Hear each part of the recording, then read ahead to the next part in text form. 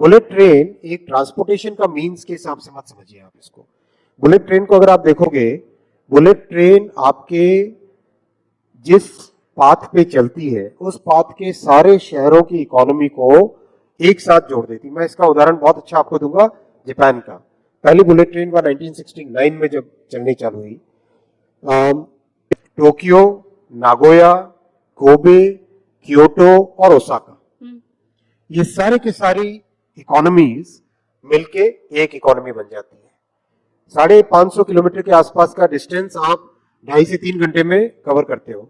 यानी आप अगर क्योटो में रह रहे हो, ओसाका में जाके काम किया आपने और शाम को वापस क्योटो में अपने बच्चों के पास आ गए, वैसा की वैसा डेवलपमेंट, सीरियस रीजनल मल्टीप्लायर होता है इससे।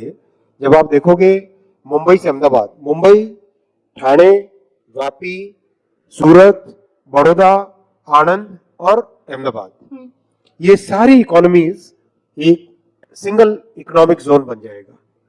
आप सुबह बड़ौदा में नाश्ता करोगे, 1 घंटे के अंदर अंदर मुंबई में पहुंचे, दिन भर अपना काम किया, शाम को पकड़ी वापस ट्रेन और घर आके बच्चों के साथ खाना खाया। तो ये हसीन सपने पूरे कब होंगे? 2026 में। 2026 में आज देखो ना आप, 284 किलोमीटर ऑलरेडी बन चुकी है कंप्लीट।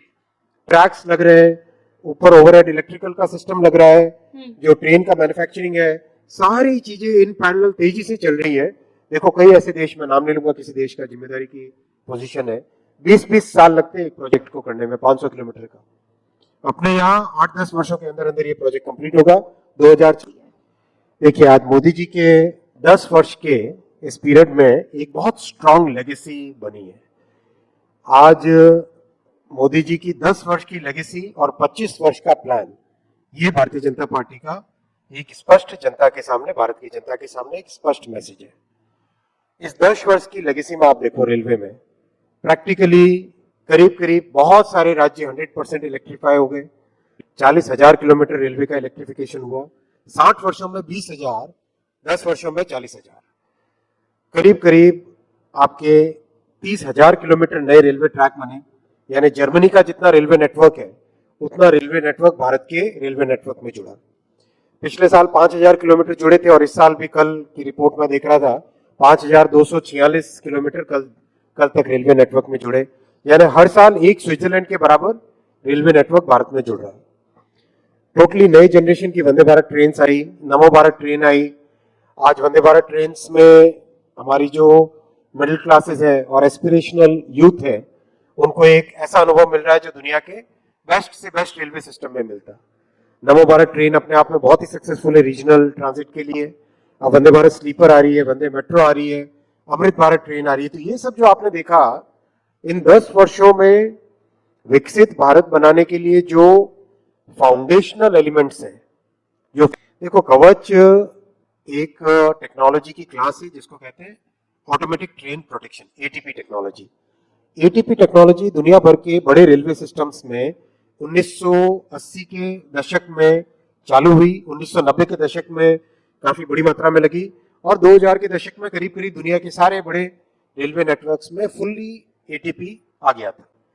तब की सरकारें क्या करती थी? क्या उन सरकारों की जिम्मेदारी नहीं थी कि एटीपी लेके आए? क्या उनकी ये जिम्मेदारी नहीं बनती थी कि सेफ्टी पे इन्वेस्टमेंट करें, सेफ्टी के लिए जो नई टेक्नोलॉजी चाहिए वो लेके आए? कुछ नहीं किया उन्होंने। 2016 में पहली बार भारत में एटीपी टेक्नोलॉजी को मान्यता दी मोदी जी ने, 2016 में। 2016 मतलब सोचो, देश ने 1980 से लेके 2014 तक का पीरियड, एक तरीके से उस पीरियड में पूरा देश कवर हो जाना चाहिए था एटीपी टेक्नोलॉजी से। 2016 में मान्यता दी, 2019 तक उसकी पूरे सर्टिफिकेशंस मिले। 2020 और 21 में कोविड के कारण दिक्कत आई, लेकिन उसके बाद में, उसके बावजूद भी और उसके बाद में बहुत तेजी से इस पे काम चला।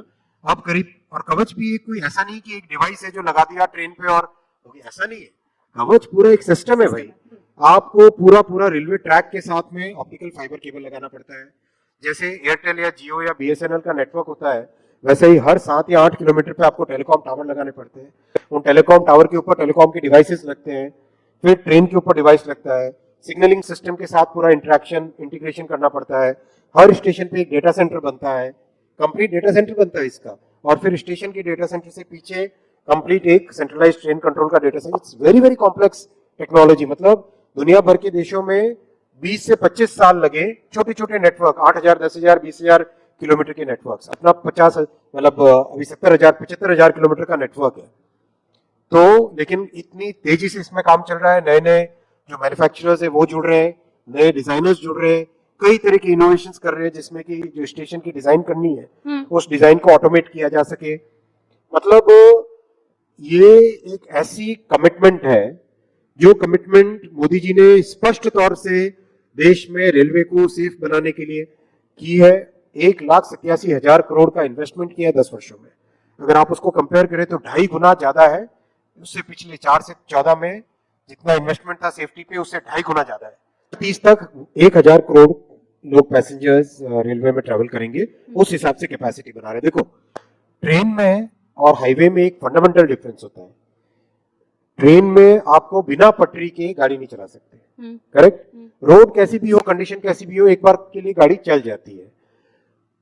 इसीलिए बहुत जरूरी है कि रेलवे नेटवर्क में ज्यादा से ज्यादा कैपेसिटी बढ़ाने के लिए जितने भी टेक्नोलॉजीज है, रेलवे की नई पटरियां बिछाना, ऑटोमेटिक सिग्नलिंग लाना, आपके कंप्लीट रेलवे के जो कंट्रोल सिस्टम है जिसको सेंट्रलाइज्ड ट्रेन कंट्रोल सीटीसी कहते हैं, उस टेक्नोलॉजी पे जाना, आपकी ट्रेन की एक्सीलरेशन डेसिलरेशन जो मतलब पिकअप और ब्रेक लगाने के बाद में रुकने की टाइम, उसको कम करना, 2x25 kV, बहुत मैसिव टेक्निकल वर्क है।